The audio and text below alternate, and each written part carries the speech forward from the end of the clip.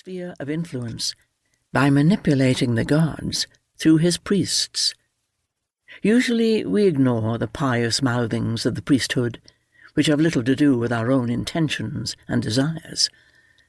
On the occasions when the two do coincide, however, and we appear to be answering some human prayer, man invariably claims he has influenced the gods.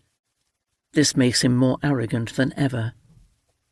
Nor is man above trying to create gods, who are more amenable to his wishes than we are. For this purpose, even his dead ancestors are employed.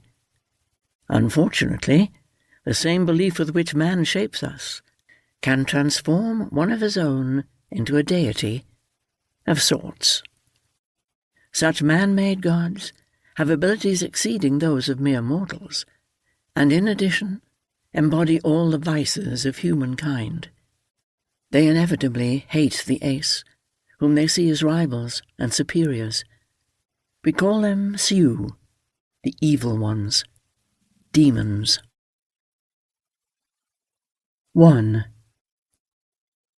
Silent, deadly, and immense, they came whispering out of the bright sky with talons extended. By their unnatural size and behaviour, he recognized the great white owls for what they were, minions of the dark goddess. Their golden eyes burned with ferocity. Their silver claws sank into his scalp and the shoulders of his naked body, ripping his flesh.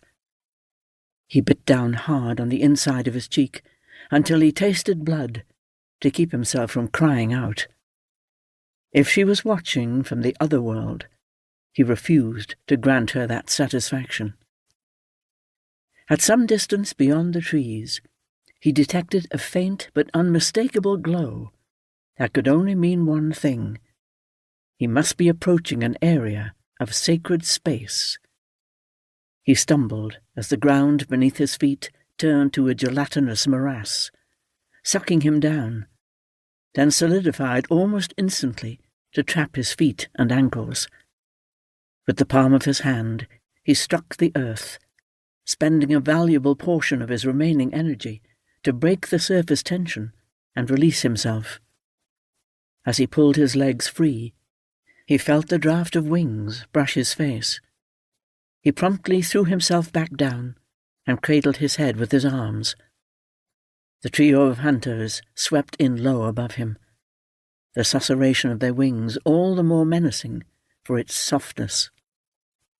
At the last instant, he surged to his feet.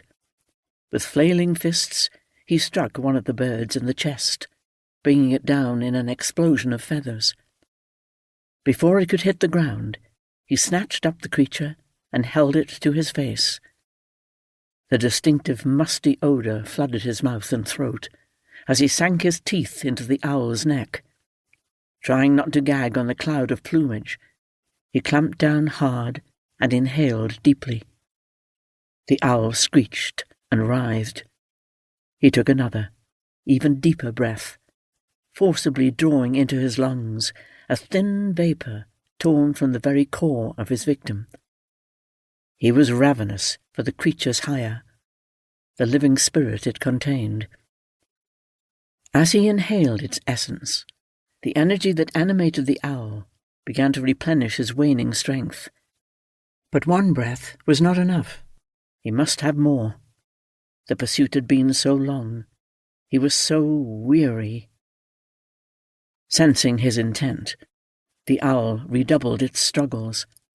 Its legs extended abnormally until they could reach around his torso and tear the flesh from his back, in order to lay bare the spine, to seize and crush the vertebrae with its mighty talons. But he did not give it the chance. Opening his jaws, he twisted the bird's head to one side and snapped its neck with his bare hands. Swiftly, he sucked the last of the hire from the dying body, even as the creature shriveled and decomposed in his hands. Then, with a cry of disgust, he flung the liquefying object from him. Drawing on his new strength, he ran on, pushing his way through close